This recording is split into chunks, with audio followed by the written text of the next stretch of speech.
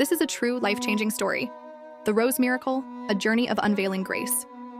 In 2009, I experienced a miraculous encounter with roses, an event so profound yet mysterious that it lingered in my heart without explanation.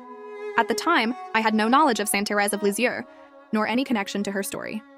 The roses had come to me unbidden, a quiet whisper from heaven, but their meaning remained veiled. It wasn't until 2 years later, during my third RCIA in 2011, that the puzzle pieces of grace began to fall into place. My sponsor listened as I recounted my inexplicable experience, and with a knowing smile, she revealed what I had not yet understood. The Rose Miracle was a sign from Sainte Thérèse. It was as if God had been waiting for the right moment to unveil this truth, leading me toward a discovery that would deepen my faith in ways I had never imagined. That same year, as I prepared to choose my confirmation name, I found myself standing at the National Shrine of Sainte Thérèse. It was there, in that sacred space, that another revelation awaited me.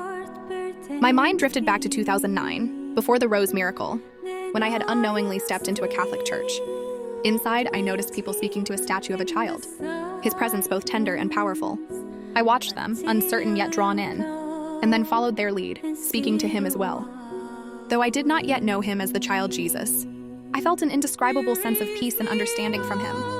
Now, 2 years later, as I stood in the National Shrine, my eyes rested upon that same image of the child Jesus. But this time, I was no longer a wandering seeker.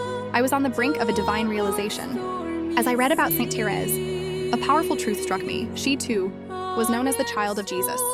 It was as if heaven itself had woven this intricate path for me, guiding me through symbols, moments, and revelations, all leading me to this one undeniable truth.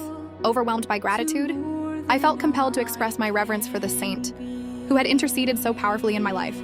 Inspired by her story, I created an artwork, a token of my gratitude for her heavenly work in my life and the lives of many others.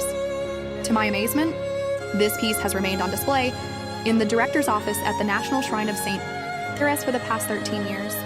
Looking back, I see how God's hand had been gently orchestrating each step, through an unrecognized miracle, through a chance encounter in a church, and through the embrace of a saint who was guiding me long before I knew her name.